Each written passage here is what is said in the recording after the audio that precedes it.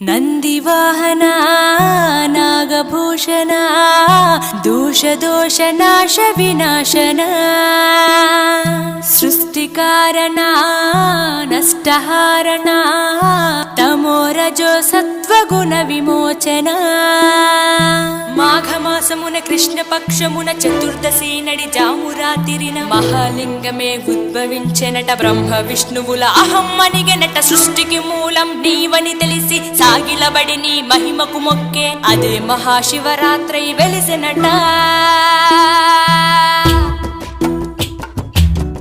అరే ఓ జంగమా విభూది లింగమా పక్కన పార్వతమ్మ